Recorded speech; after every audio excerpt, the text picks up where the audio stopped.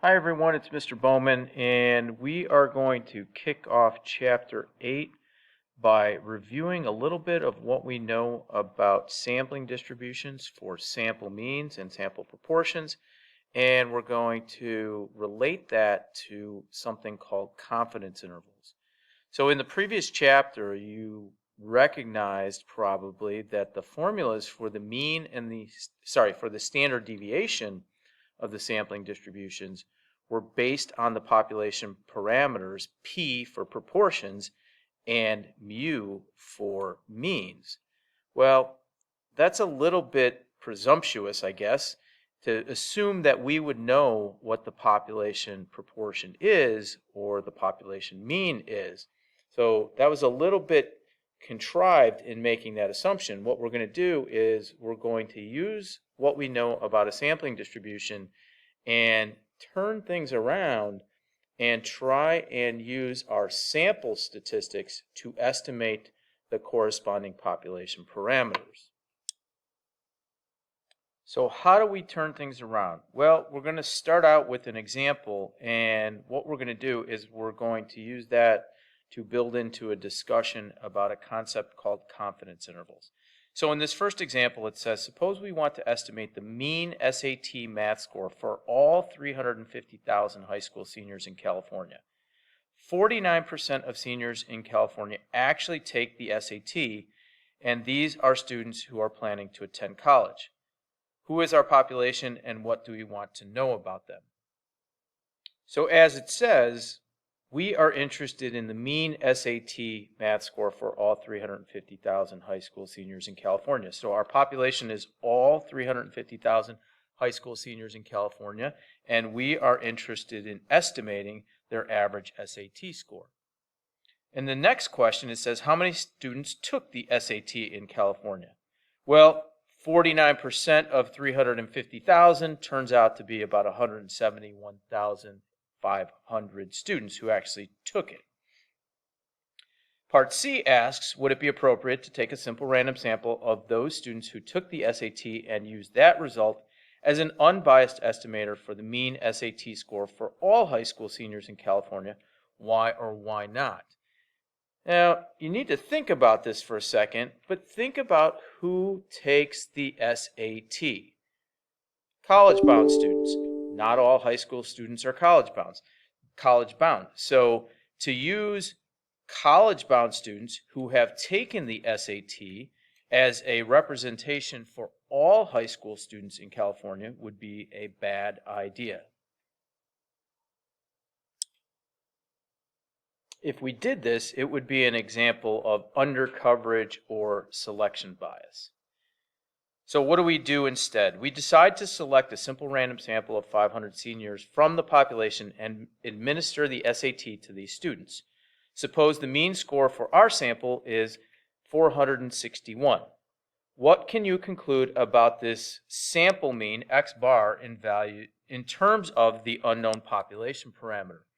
Well, we don't know that the sample mean is exactly equal to the population mean, or we don't know that x bar is exactly equal to mu, but it should be a good estimate of the population mean. So we would think that it's relatively close, whatever that means. Since our sample mean is a singular value, we call that a point estimate, and it is a point estimate of our population mean. So what we'd like to do is we'd like to give what is called an interval estimate. We think the population mean is between this value and this value. So what we're going to do is we're going to work on constructing what are called confidence intervals.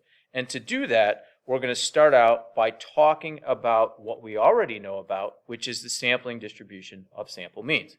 So what is the shape of the sampling distribution for x bar? Justify your response.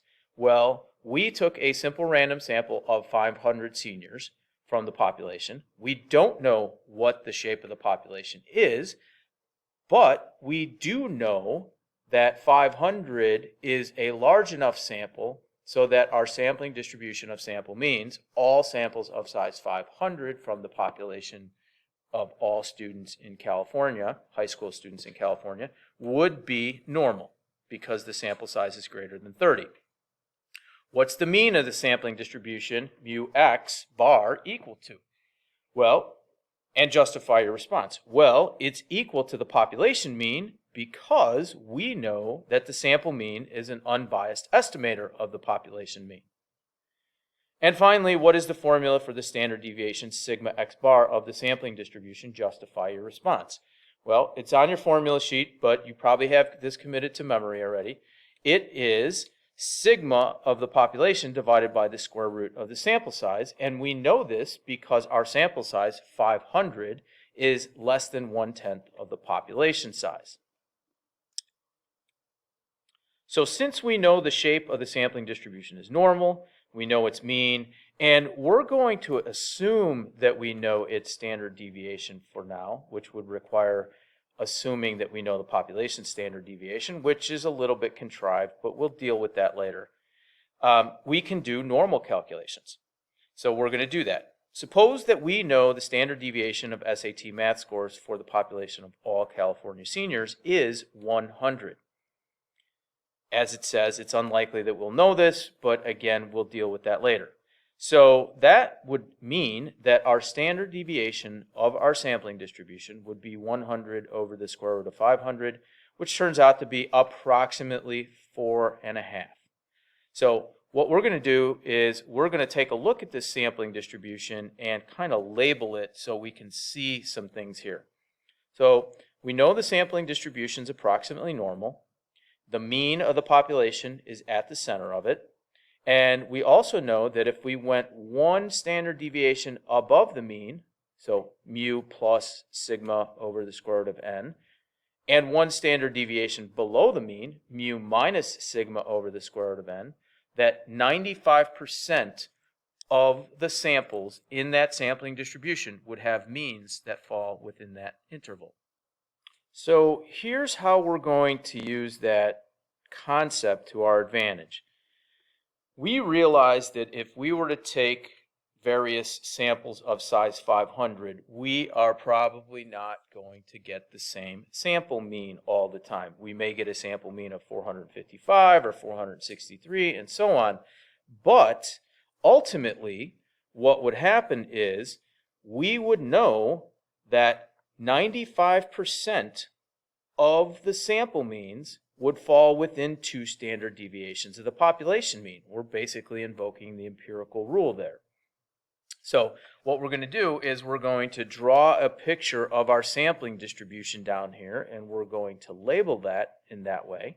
So you can see that our standard deviation of our sampling distribution is 4.5 approximately. So if we went up 2 standard deviations above that, we would be at the population mean plus 9. And if we went 2 standard deviations below the population mean, we would be at mu minus 9. And we know that 95% of the sample means fall within this shaded region here. So how does knowing that 95% of the sample means falling within 2 standard deviations of the population mean help us? Well, here's what we can say. We could say that if we were to take all possible samples that represent this sampling distribution and pick one of the sample means and reach out 2 standard deviations in each direction from that sample mean, 95% of the time we would end up with an interval that would contain the population mean. Now, there are going to be times where our interval, that it goes 2 standard deviations in each direction from the sample mean, doesn't contain the population mean, and I want to illustrate that here. So what you're looking at here is the sampling distribution of sample means, and at the center of that is the population mean. And if each one of these marks along the horizontal axis represented 1 standard deviation, what you would see is if we took a sample mean, random sample, and it fell where this arrow is at, I'm going to highlight that in green, that is about 1.5 standard deviations above the population mean. Now, if we were to reach out in both directions, 2 standard deviations, so I'm going to draw that with parentheses in green. If I were to construct that confidence interval,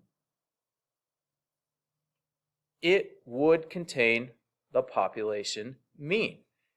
I wouldn't know ahead of time if it contained the population mean because I don't know what the population mean is. But what I would know is that 95% of the sample means would result in a confidence interval that does contain the population mean. On the other hand, I'm going to highlight this in a different color. I might take a sample mean that ends up way out here, 3 standard deviations below the population mean, and if I reach out 2 standard deviations in each direction and construct that confidence interval, it would not contain the population mean. Here's the thing. We don't know ahead of time whether or not our sample mean is going to be close enough to the population mean to contain it when we reach out 2 standard deviations in each direction. What we do know is that 95% of all sample means are close enough so that when we do reach out 2 standard deviations in each direction, our confidence interval does contain the population mean.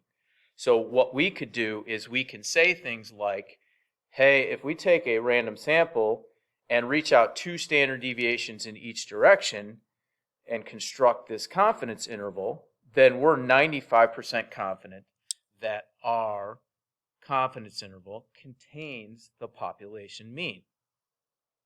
So we're going to skip ahead with some of this stuff because we've already discussed it, and we're going to move on to page 5, and we're going to take a look at letter E. Suppose our random sample of 500 high school seniors has a sample mean of 461. What is the approximate 95% confidence interval? Well, what we would do is we would start out with our sample mean, x bar, and we would go up and down 2 times the standard deviation of the sampling distribution. And we already know that the standard deviation of the sampling distribution is approximately 4.5. So what we would say is take our sample mean, 461, add and subtract 2 times 4.5, or 9, and you would have a confidence interval that goes from 452 up to 470. Again, we don't know if the population mean falls within that interval. What we do know is that 95% of the time, our sample means will be within 2 standard deviations of the population mean.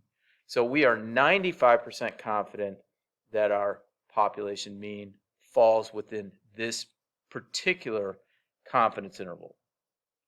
Now, there's a term that goes along with these confidence intervals. So this first part we talked about is called the point estimate. This second part right here is called the margin of error. So in our case, the margin of error is 9. Now, you need to be aware that you can change your level of confidence. So if you were only 68% confident, you would go up and down 1 standard deviation from your sample mean. If you were 99.7% confident, you would go up and down 3 standard deviations from your sample mean. And we can pick whatever level of confidence we want. Typically, we use confidence levels of 90% or higher. So at this point, what I would like you to do is I would like you to pause the video and read this part right here very carefully. All right, so now that we understand the idea of a confidence interval, we're going to take a look at an applet that simulates constructing many confidence intervals from a particular population and a particular sampling distribution.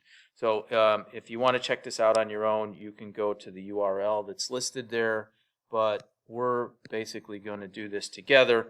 So what you're looking at is the following. You are looking at a normal population in gray, and On top of that, you are looking at a corresponding sampling distribution as a dashed line.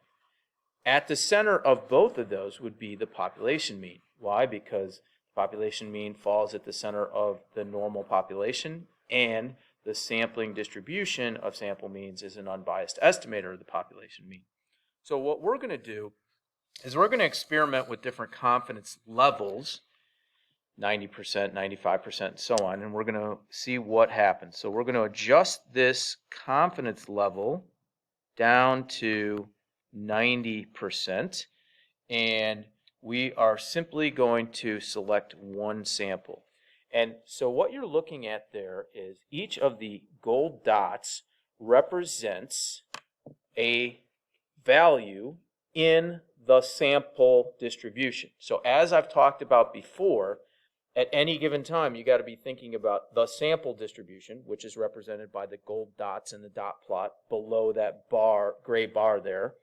The population distribution, which is the normal distribution in gray with the greater amount of variability, and the sampling distribution, which is the dotted line there. So our gray dot in the center of that gray bar is the mean from our single sample of size 20, and the bar reaching out on either side of that is enough standard deviations in each direction so that we have 90% confidence, similar to our 95% confidence that we did 2 standard deviations in each direction. So what we're going to do is we're going to take a few more samples here. So we'll take another sample and another sample and another sample and another sample, and we're going to keep doing this and see that we have sample variability. In other words, we don't expect our sample mean to be the same each time we take a random sample, and it's not. And what I really want to point out to you is that last bar down at the bottom, that sample mean was too many standard deviations away from the population mean, so that when we reached out in each direction for our 90% confidence interval, it did not contain the population mean. To keep things in perspective here, you would get one attempt at taking a random sample, and you would get a sample mean, and you would not know ahead of time whether or not your sample mean contains the population mean. Either it does or it doesn't. You just don't know ahead of time. That's why we would have to say things like, we are 90% confident that our confidence interval contains the population mean. So now that we know that 90% of the 90% confidence intervals would contain the population mean, and 95% of the 95% confidence intervals would contain the population mean, I want to illustrate here how those two different confidence intervals relate to each other, or what changes about confidence intervals when you change the level of confidence. So if you think about a 68% confidence interval, what you would do is you would take a sample mean and go 1 standard deviation in each direction from the sample mean. A 95% confidence interval, 2 standard deviations in each direction, and so on. So effectively what we're doing is, as we're raising the level of confidence, we are increasing the width of the interval by going more standard deviations from the sample mean. And if you look at this illustration here, you'll see that as I increase the level of confidence, that my confidence intervals are getting longer. Now, there is a trade-off there, right? You could say, well, why wouldn't I be 100% confident? Well, because if you were going to be 100% confident, you would have to go an infinite amount in each direction. So it broadens the width of your confidence interval even though you're more confident. By analogy, what if I were to say to you, well, I'm 100% confident that all of you will get a grade between 0 and 100%. That doesn't make you feel real good. But if I were to say something like, you know, I'm 75% confident that all of you will get a grade between 75, and 95%. That narrows things down a little, but the trade-off there is I have a lower level of confidence. Another thing that we can do with our confidence interval is change the sample size. So watch what happens when, with these 99% level of confidence intervals, I increase the sample size. So there's a sample size of 30. And now to put things into perspective, I'm going to increase that to a larger sample size of 75. And you will notice that the confidence intervals got narrower. And the reason is even though you're going out approximately 3 standard deviations in each direction for a 99% confidence interval, the standard deviation of the sampling distribution is the population standard deviation divided by the square root of the sample size. So when sample size increases, the standard deviation of the sampling distribution gets smaller. So one of the trade-offs that you can make is that if you want to have a narrower confidence interval for the same level of confidence, you can increase the sample size. So let's wrap up this discussion here about confidence intervals. What you are looking at here is a sampling distribution of sample means and a whole bunch of 95% confidence intervals. So the way you would interpret that is the following. At the center of each one of those is a sample mean, and sometimes the sample mean is close enough to the population mean so that when we reach out 2 standard deviations in each direction and construct our confidence interval contains the population mean. But other times, the sample mean is too far away from the population mean so that when we take the sample mean, reach out 2 standard deviations in each direction, our confidence interval will not contain the population mean. If it's a 95% confidence interval, then 95% of all sample means from that sampling distribution will be within approximately 2 standard deviations of the population mean, which means that when we reach out 2 standard deviations in each direction from the sample mean, our confidence interval will contain the population mean 95% of the time. The other 5% of the time it won't.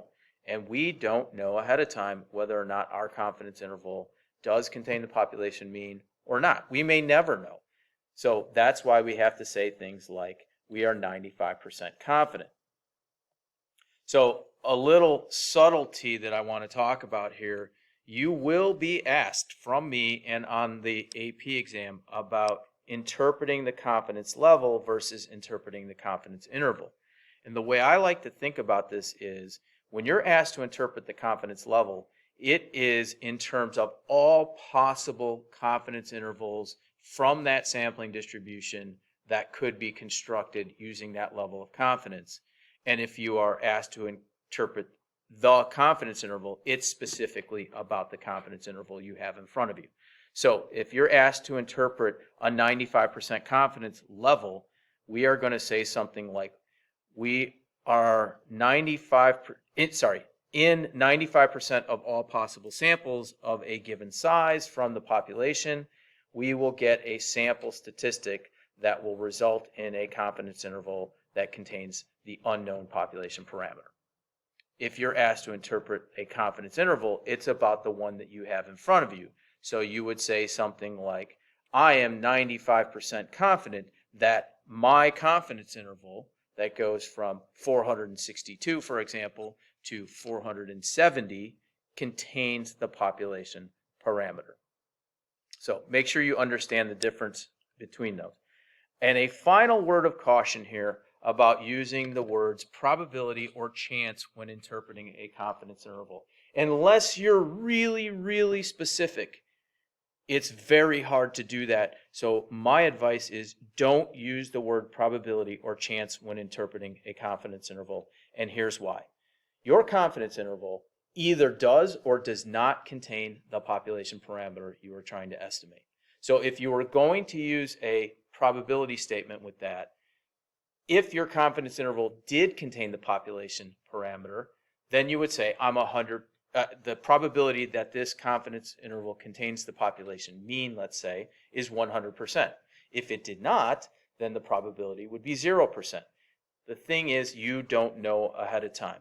So stay away from using probability or chance when you are writing an interpretation of a confidence interval or a confidence level. So the last thing I would like you to do is I would like you to pause the video and work through this check your understanding example. And I would also like you to take a moment and read these solutions to this check your understanding problem. If you have any questions about it, make sure you ask myself or Ms. Harding.